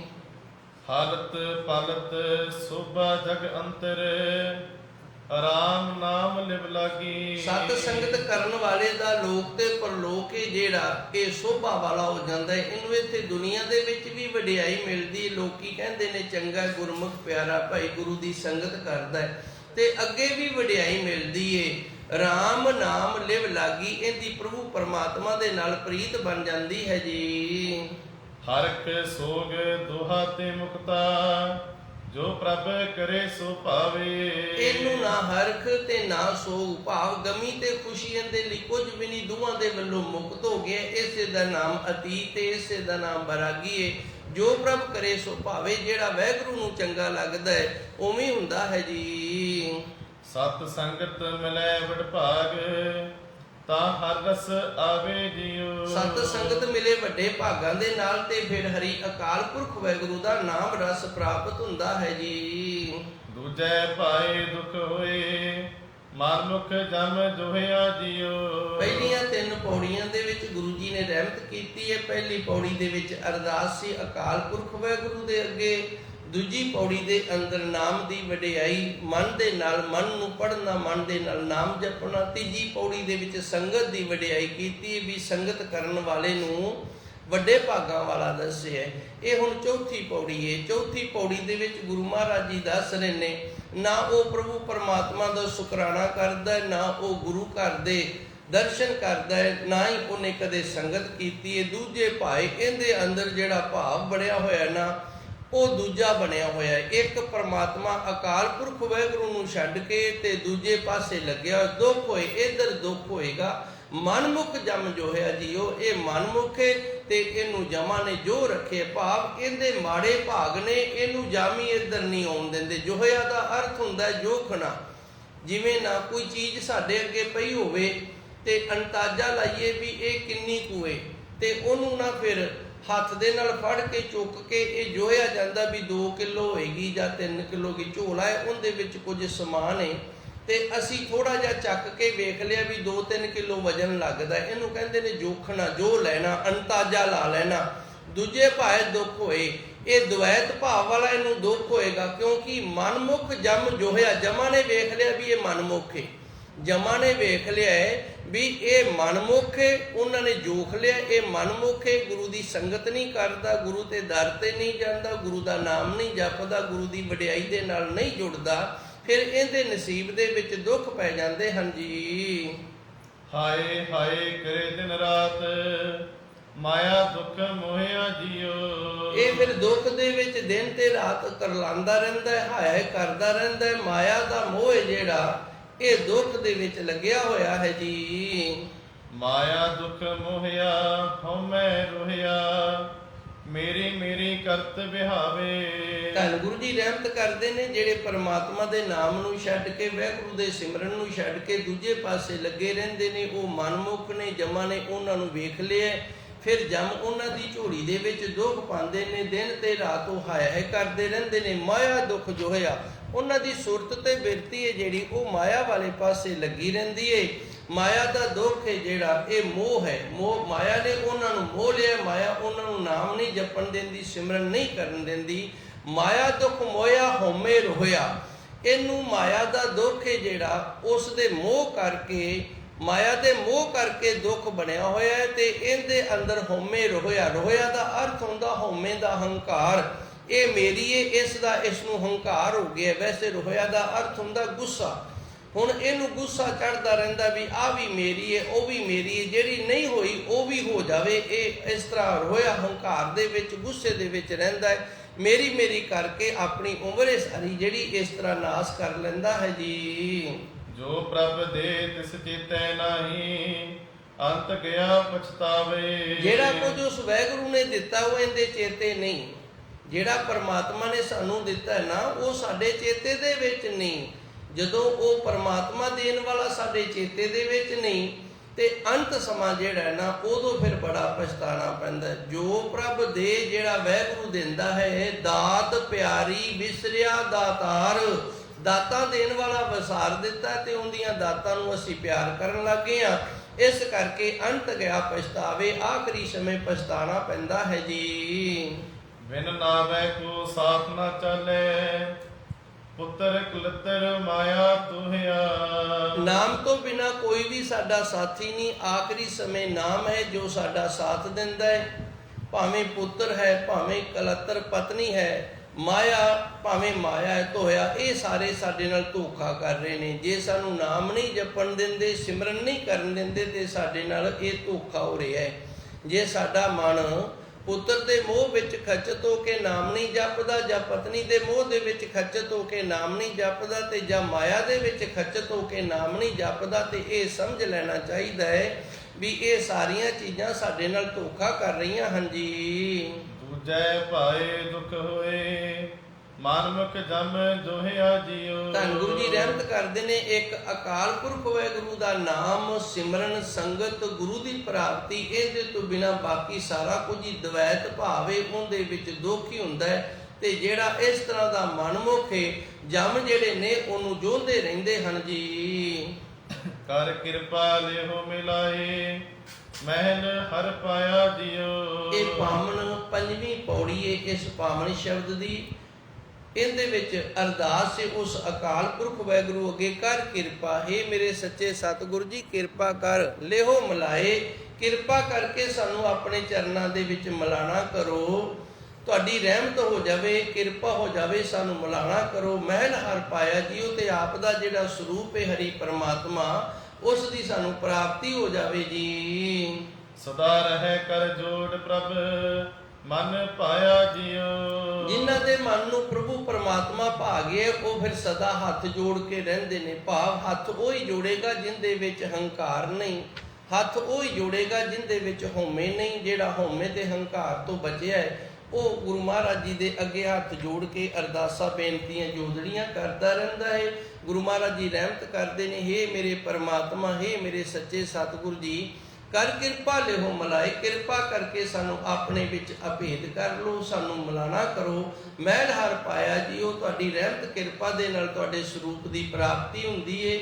ਸਦਾ ਰਹੇ ਕਰ ਜੋੜ, ਹਰ ਵਕਤ ਉਸ ਅਕਾਲ ਪੁਰਖ ਵਾਹਿਗੁਰੂ ਦੇ ਅੱਗੇ, ਉਹਦੀ ਸੰਗਤ ਦੇ ਅੱਗੇ ਹੱਥ ਜੋੜ ਕੇ ਰਹਿਣਾ ਕਰੇ। ਪ੍ਰਭ ਮਨ ਪਾਇਆ ਜੀਓ, ਇਹ ਗੱਲ ਹੈ ਨਾ ਜਿਹੜੀ ਇਹ ਪ੍ਰਭੂ ਪਰਮਾਤਮਾ ਨੂੰ ਚੰਗੀ ਲੱਗਦੀ ਹੈ। ਜਾਂ ਪ੍ਰਭ ਮਨ ਪਾਇਆ ਜੀਓ, ਇਸ ਤਰ੍ਹਾਂ ਕਰਨ ਦੇ ਨਾਲ ਮਨ ਦੇ ਵਿੱਚ ਪ੍ਰਭੂ ਪਰਮਾਤਮਾ ਚੰਗਾ ਲੱਗਦਾ, ਉਸ ਦਾ ਨਾਮ ਜਪਣਾ, ਉਸ ਦਾ ਸਿਮਰਨ ਕਰਨਾ ਇਹ ਪਾਉਂਦਾ ਹੈ ਜੀ। ਪ੍ਰਭ ਮਨ ਭਾਵੇ ਤਾਂ ਹੁਕਮ ਸਮਾਵੇ, ਹੁਕਮ ਮਨ ਸੁਖ ਪਾਇਆ। ਪ੍ਰਭੂ ਦੇ ਮਨ ਨੂੰ ਭਾ ਜਾਈਏ ਤੇ ਉਹ ਆਪਣੇ ਹੁਕਮ ਦੇ ਵਿੱਚ ਫਿਰ ਸਾਨੂੰ ਸਮਾ ਲੈਂਦਾ, ਅਭੇਦ ਕਰ ਲੈਂਦਾ ਹੈ। ਹੁਕਮ ਮੰਨ, ਉਹਦਾ ਹੁਕਮ ਮੰਨਣ ਵਾਲਿਆਂ ਨੂੰ ਸੁਖ ਪਾਇਆ। ਸੁਖ ਉਹਨਾਂ ਨੇ ਪਾਇਆ ਜਿਨ੍ਹਾਂ ਨੇ ਉਹਦਾ ਹੁਕਮ ਮੰਨ ਲਏ। ਜਿਹੜੇ ਗੁਰੂ ਦੇ ਹੁਕਮ ਨੂੰ ਮੰਨ ਲੈਂਦੇ ਨੇ, ਉਹਨਾਂ ਨੂੰ ਸੁਖ ਦੀ ਪ੍ਰਾਪਤੀ ਹੁੰਦੀ ਹੈ ਜੀ। ਆਨ ਦਿਨ ਜਪਤ ਰਹਿ ਦਿਨ ਰਾਤੀ, ਸਹਿਜੇ ਨਾਮ ਧਿਆਇਆ। ਉਸ ਪਰਮਾਤਮਾ ਨੂੰ ਦਿਨ ਤੇ ਰਾਤ ਜਪਦਾ ਰਵੇ, ਰਸਨਾ ਦੇ ਨਾਲ ਵਾਹਿਗੁਰੂ ਵਾਹਿਗੁਰੂ ਕਰਦਾ ਰਵੇ। ਫਿਰ ਮਨ ਜਿਹੜਾ ਇਹ ਉਸ ਪ੍ਰਭੂ ਪਰਮਾਤਮਾ ਦੇ ਨਾਮ ਨੂੰ ਧਿਆਉਣਾ ਸ਼ੁਰੂ ਕਰ ਦਿੰਦਾ ਹੈ। ਫਿਰ ਮਨ ਜਿਹੜਾ ਹੈ ਇਹ ਸੁਣਨਾ ਵੀ ਸ਼ੁਰੂ ਕਰ ਦਿੰਦਾ ਹੈ। ਦਾਸ ਬੇਨਤੀ ਕਰਦਾ ਹੁੰਦਾ, ਕਈ ਵਾਰੀ ਅਸੀਂ ਬੈਠੇ ਹੁੰਨੇ ਆ, ਹੱਥ ਵਿੱਚ ਗੁਟਕਾ ਸਾਹਿਬ ਹੁੰਦਾ ਹੈ, ਪਰ ਮਨ ਜਿਹੜਾ ਉਹ ਕਿਤੇ ਹੋਰ ਹੀ ਤੁਰਿਆ ਫਿਰਦਾ ਹੈ। ਇਸ ਤਰ੍ਹਾਂ ਥੋੜਾ ਜਿਹਾ ਘੱਟ ਕਿਰਪਾ ਹੁੰਦੀ ਹੈ। ਜੇ ਮਨ ਇਕਾਗਰ ਹੋ ਜਾਵੇ, ਇਕਾਗਰ ਬਿਰਤੀ ਦੇ ਨਾਲ ਨਾਮ ਜਪਿਆ ਜਾਵੇ, ਸੱਚੇ ਸਤਿਗੁਰ ਦੀ ਰਹਿਮਤ ਬਖਸ਼ਿਸ਼ ਬਣਦੀ ਏ। ਦੂਜਾ ਸਤ ਸੰਗਤ ਏ, ਭਾਵੇਂ ਆਪਾਂ ਅੱਧੇ ਘੰਟੇ ਦੀ ਕਰਦੇ ਆ, 40-45 ਮਿੰਟ ਦੀ ਕਰਦੇ ਆ, ਭਾਵੇਂ ਘੰਟੇ ਦੀ ਕਰਦੇ ਆ, ਜਿਤਨਾ ਸਮਾਂ ਅਸੀਂ ਸੰਗਤ ਦੇ ਵਿੱਚ ਰਹਿੰਦੇ ਆ ਨਾ, ਕੁਦਰਤੀ ਇਹ ਗੁਰੂ ਦੀ ਰਹਿਮਤ ਕਿਰਪਾ ਬਣਦੀ। ਕਥਾ ਸੁਣਦਿਆਂ ਤੇ ਕਰਦਿਆਂ ਮਨ ਇਕਾਗਰ ਹੋ ਜਾਂਦਾ ਹੈ। ਮਨ ਜਿਹੜਾ ਇਹ ਕਿਸੇ ਹੋਰ ਪਾਸੇ ਨਹੀਂ ਜਾਂਦਾ। ਮਨ ਨੂੰ ਇਸ ਤਰ੍ਹਾਂ ਲੱਗਦਾ ਵੀ ਮੈਂ ਨਾਮ ਸੁਣਾ, ਮੈਂ ਨਾਮ ਜਪਾਂ। ਗੁਰੂ ਮਹਾਰਾਜ ਜੀ ਦੀ ਬਾਣੀ ਕੀ ਆਖਦੀ, ਮੈਨੂੰ ਸਰਵਣ ਕਰਾਂ। ਅਣਦਿਨ ਜਪਤ ਰਹੇ ਦਿਨ ਰਾਤੀ, ਦਿਨ ਤੇ ਰਾਤ ਉਸ ਪ੍ਰਭੂ ਪਰਮਾਤਮਾ ਦਾ ਨਾਮ ਜਪਦਾ ਰਵੇ। ਸਹਿਜੇ ਨਾਮ ਤੇ ਆਇਆ। ਤੇ ਇਸ ਤਰ੍ਹਾਂ ਮਨ ਜਿਹੜਾ ਉਹ ਸਹਿਜ ਦੇ ਨਾਲ, ਗਿਆਨ ਦੇ ਨਾਲ ਉਸ ਪ੍ਰਭੂ ਪਰਮਾਤਮਾ ਦੇ ਨਾਮ ਨੂੰ ਧਿਆਉਂਦਾ ਹੈ ਜੀ। ਨਾਮੋ ਨਾਮ ਮਿਲੀ ਵਡਿਆਈ, ਨਾਨਕ ਨਾਮ ਮਨ ਭਾਵੇ। ਨਾਮੋ ਨਾਮ, ਗੁਰੂ ਗ੍ਰੰਥ ਸਾਹਿਬ ਜੀ ਨਾਮ ਦੇ ਖਜ਼ਾਨੇ ਨੇ ਤੇ ਇਹਨਾਂ ਤੋਂ ਨਾਮ ਦੀ ਵਡਿਆਈ ਪ੍ਰਾਪਤ ਹੁੰਦੀ। ਨਾਮੋ, ਨਾਮਨਾ ਵਾਲਾ ਉਹ ਅਕਾਲ ਪੁਰਖ ਵਾਹਿਗੁਰੂ ਹੈ, ਉਸ ਦੇ ਨਾਮ ਤੋਂ ਹੀ ਉਸ ਦੇ ਨਾਮ ਦੀ ਵਡਿਆਈ ਮਿਲਦੀ ਹੈ। ਵੇਖੋ, ਨਾਮੋ ਨਾਮ, ਉਹ ਅਕਾਲ ਪੁਰਖ ਵਾਹਿਗੁਰੂ ਨਾਮ ਵਾਲਾ ਹੈ, ਨਾਮਨਾ ਵਾਲਾ ਹੈ, ਉਸ ਦਾ ਨਾਮ ਹੈ, ਨਾਮ ਚੱਲਦਾ ਉਸ ਦਾ। ਨਾਮ ਮਿਲੀ ਵਡਿਆਈ, ਉਸ ਦੇ ਨਾਮ ਤੋਂ ਹੀ ਵਡਿਆਈ ਮਿਲੇਗੀ। ਉਸ ਪਰਮਾਤਮਾ ਦਾ ਨਾਮ ਵਾਹਿਗੁਰੂ ਹੈ। ਗੁਰੂ ਨਾਨਕ ਦੇਵ ਜੀ ਨੇ ਸਾਨੂੰ ਵਾਹਿਗੁਰੂ ਨਾਮ ਦੀ ਦਾਤ ਬਖਸ਼ਿਸ਼ ਕੀਤੀ ਹੈ। ਇਸ ਨਾਮ ਨੂੰ ਜਪਣ ਦੇ ਨਾਲ ਹੀ ਵਡਿਆਈ ਮਿਲੇਗੀ। ਇਹਦਾ ਮਤਲਬ ਇਹ ਹੈ, ਜੇ ਅਸੀਂ ਕਹਿ ਦੇਵਾਂਗੇ ਕਿ ਅਸੀਂ ਗੁਰਸਿੱਖ ਹਾਂ, ਗੁਰੂ ਨਾਨਕ ਦੇਵ ਜੀ ਦੇ ਸਿੱਖ ਹਾਂ, ਧੰਨ ਗੁਰੂ ਗ੍ਰੰਥ ਸਾਹਿਬ ਜੀ ਦੇ 10ਵੇਂ ਪਾਤਸ਼ਾਹ ਦੇ ਗੁਰਸਿੱਖ ਹਾਂ, ਤੇ ਵਾਹਿਗੁਰੂ ਅਸੀਂ ਕਰਨਾ ਨਹੀਂ, ਤੇ ਫਿਰ ਵਡਿਆਈ ਨਹੀਂ ਮਿਲੇਗੀ। ਇਸ ਨੂੰ ਇਸ ਤਰ੍ਹਾਂ ਪਕਾ ਲਈਏ ਵੀ ਜਿਹੜੀ ਵਡਿਆਈ ਹੈ ਨਾ, ਨਾਮੋ ਨਾਮ, ਉਸ ਪਰਮਾਤਮਾ ਦਾ ਜਿਹੜਾ ਨਾਮ ਹੈ, ਨਾਮ ਨੂੰ ਜਪਣ ਦੇ ਨਾਲ ਵਡਿਆਈ ਮਿਲਣੀ ਹੈ। ਨਿਤਨੇਮ ਕਰਨ ਦੇ ਨਾਲ, ਅਭਿਆਸ ਕਰਨ ਦੇ ਨਾਲ, ਬਾਣੀ ਪੜ੍ਹਨ ਦੇ ਨਾਲ ਵਡਿਆਈ ਮਿਲਣੀ ਹੈ। ਨਾਨਕ ਨਾਮ ਮਨ ਭਾਵੇ, ਧੰਨ ਗੁਰੂ ਨਾਨਕ ਦੇਵ ਜੀ ਦਾ ਬਖਸ਼ਿਸ਼ ਕੀਤਾ ਹੋਇਆ ਵਾਹਿਗੁਰੂ ਨਾਮ ਹੈ, ਇਹ ਮਨ ਨੂੰ ਚੰਗਾ ਲੱਗੇ। ਜੇ ਮਨ ਨੂੰ ਨਾਮ ਜਪਣਾ ਹੀ ਨਹੀਂ ਚੰਗਾ ਲੱਗਦਾ ਤੇ ਫਿਰ ਨਾਮ ਨੇ ਵਡਿਆਈ ਥੋੜਾ ਦੇਣੀ ਹੈ। ਜੇ ਸਾਨੂੰ ਸੇਵਾ ਕਰਨੀ ਨਹੀਂ ਚੰਗੀ ਲੱਗਦੀ ਤੇ ਫਿਰ ਸੇਵਾ ਦੀ ਸ਼ੋਭਾ ਸਾਨੂੰ ਥੋੜਾ ਮਿਲਣੀ ਹੈ। ਨਾਮ ਦੀ ਵਡਿਆਈ, ਸੇਵਾ ਦੀ ਵਡਿਆਈ ਫੇਰ ਹੀ ਮਿਲੇਗੀ ਜੇ ਗੁਰੂ ਮਹਾਰਾਜ ਜੀ ਸੱਚੇ ਸਤਿਗੁਰ ਦੇ ਨਾਮ ਨੂੰ ਅਸੀਂ ਮਨ ਨੂੰ ਭਾ ਕੇ ਜਪਣਾ ਕਰਾਂਗੇ ਜੀ। ਕਰ ਕਿਰਪਾ ਲਿਹੋ ਮਿਲਾਏ, ਮਹਿਲ ਹਰ ਪਾਵੇ ਜਿਉ। ਇਹ ਵਾਹਿਗੁਰੂ ਜੀ ਕਿਰਪਾ ਕਰੋ, ਕਿਰਪਾ ਕਰਕੇ ਸਾਨੂੰ ਆਪਣੇ ਵਿੱਚ ਅਭੇਦ ਕਰ ਲਓ। ਆਪ ਜੀ ਦਾ ਜਿਹੜਾ ਪਾਵਨ ਸਰੂਪ ਹੈ ਉਸ ਦੀ ਸਾਨੂੰ ਪ੍ਰਾਪਤੀ ਹੋ ਜਾਵੇ। ਆਪ ਜੀ ਦੀ ਰਹਿਮਤ ਬਖਸ਼ਿਸ਼ ਕਿਰਪਾ ਬਣੀ ਰਵੇ। ਇਤਨੀ ਕੁ ਬੇਨਤੀ ਸੰਗਤ ਨੇ ਪ੍ਰਵਾਨ ਕਰਨੀ। ਧੰਨ ਗੁਰੂ ਰਾਮਦਾਸ ਮਹਾਰਾਜ ਜੀ ਦਾ ਇਹ ਪਾਵਨ ਪਵਿੱਤਰ ਸ਼ਬਦ, ਜਿਸ ਦੀਆਂ ਆਪ ਜੀ ਨੇ ਵਿਚਾਰਾਂ ਸਰਵਣ ਕੀਤੀਆਂ ਨੇ। ਇਸ ਤੋਂ ਅੱਗੇ ਕੱਲ ਨੂੰ ਧੰਨ ਗੁਰੂ ਅੰਗਦ ਦੇਵ ਜੀ ਦਾ ਪਾਵਨ ਪਵਿੱਤਰ ਸ਼ਬਦ ਹੈ। ਉਪਰੰਤ ਭਗਤ ਬਾਣੀ ਧਨਾਸਰੀ ਰਾਗ ਦੀ, ਉਪਰੰਤ ਫਿਰ ਜੈਤ ਸ੍ਰੀ ਰਾਗ ਜਿਹਨੂੰ ਮੱਧ ਦੀ ਬਾਣੀ ਆਖਿਆ ਗਿਆ ਹੈ। 11ਵੀਂ ਵਾਰ 22 ਵਾਰਾਂ ਨੇ। ਕਈਆਂ ਦੀ ਇਹ ਵੀ ਸ਼ੰਕਾ ਹੈ ਵੀ ਥੋੜੀ ਜੀ ਸਮਾਂ ਤਾਂ ਹੋ ਗਿਆ, ਨਿਵਰਤ ਕਰ ਦਈਏ। ਜਿਵੇਂ ਧੰਨ ਗੁਰੂ ਗ੍ਰੰਥ ਸਾਹਿਬ ਜੀ ਦੇ ਸੰਪੂਰਨ ਅੰਗ ਨੇ ਜਿਹੜੇ, ਉਹ 1430 ਨੇ, ਤੇ ਅੱਧ ਜਿਹੜਾ ਉਹ 715 ਤੇ ਬਣਦਾ ਅੰਗ ਦੇ ਹਿਸਾਬ ਦੇ ਨਾਲ। ਪਰ ਗੁਰਬਾਣੀ ਹੈ ਜਿਹੜੀ, ਇਹਦੇ ਵਿੱਚ ਜਿਹੜੇ ਸ਼ਬਦ ਨੇ ਨਾ, ਉਹ ਸ਼ਬਦ 705 ਅੰਗ ਤੇ 19 ਗਿਣਤੀ ਬਣਦੀ ਹੈ, ਤੇ 705 ਅੰਗ ਤੋਂ 6 ਤੋਂ ਅੱਗੇ 19 ਗਿਣਤੀ ਬਣਦੀ ਹੈ। ਫਿਰ 22 ਵਾਰਾਂ ਨੇ, ਉਹਨਾਂ ਵਿੱਚੋਂ 11ਵੀਂ ਵਾਰ ਹੈ ਜੈਤਸਰੀ ਦੀ। ਜਿਹੜੀ ਵਾਰ ਹੈ ਨਾ, ਜਿਹੜੀ ਵਾਰ ਤੇ ਜਾ ਕੇ ਆਪਾਂ ਮੱਧ ਦੀ ਅਰਦਾਸ ਕਰਦੇ, 11ਵੀਂ ਵਾਰ ਹੈ। 22 ਵਾਰਾਂ ਨੇ ਧੰਨ ਗੁਰੂ ਗ੍ਰੰਥ ਸਾਹਿਬ ਜੀ ਦੇ ਅੰਦਰ। ਇਸ ਕਰਕੇ ਮਹਾਂਪੁਰਸ਼ਾਂ ਨੇ ਪ੍ਰਾਤਨ ਤੋਂ ਇਹ ਮਰਿਆਦਾ ਬਣੀ ਹੋਈ ਹੈ ਵੀ ਮੱਧ ਦੀ ਅਰਦਾਸ ਜਿਹੜੀ ਇਹ 11ਵੀਂ ਵਾਰ ਤੇ ਲਾਉਣੀ ਹੈ। ਤੇ ਇਹ ਜਿਹੜਾ ਰਾਗ ਹੈ ਇਹਨੂੰ ਫਿਰ ਮੱਧ ਦਾ ਰਾਗ ਆਖਿਆ ਜਾਂਦਾ ਹੈ। ਜੈਸਰੀ ਜੋ ਰਾਗ ਅੱਗੇ ਪ੍ਰਾਰੰਭ ਹੋਣਾ ਹੈ ਭਗਤ ਬਾਣੀ ਤੋਂ ਉਪਰੰਤ, ਤੇ ਸਮਾਂ ਜਿਹੜਾ ਉਹ 6 ਨਵੰਬਰ ਦਾ ਹੈ। ਉਸ ਦਿਨ ਧੰਨ ਗੁਰੂ ਗ੍ਰੰਥ ਸਾਹਿਬ ਮਹਾਰਾਜ ਜੀ ਦਾ ਗੁਰਤਾ ਗੱਦੀ ਦਿਵਸ ਹੈ। ਉਸ ਦਿਨ ਇਸ ਕਥਾ ਦਾ ਆਪਣੇ ਮੱਧ ਲਾਣਾ ਹੈ। ਧੰਨ ਗੁਰੂ ਰਹਿਮਤ ਕਰਨ, ਕਿਰਪਾ ਕਰਨ। ਇਸੇ ਤਰ੍ਹਾਂ ਗੁਰੂ ਦੀ ਕਿਰਪਾ ਰਹਿਮਤ ਬਣੀ ਰਵੇ, ਤੇ ਇਸੇ ਤਰ੍ਹਾਂ ਹੀ ਸੱਚੇ ਸਤਿਗੁਰ ਆਪਣਾ ਕਾਰਜ ਆਪ ਰਾਸ ਕਰਾਉਣ। ਦੇਹੋ ਸੱਜਣ ਆਸੀਸੜੀਆ, ਜੋ ਹੋਵੇ ਸਹਿਬ ਸਿਉ ਮੇਲ।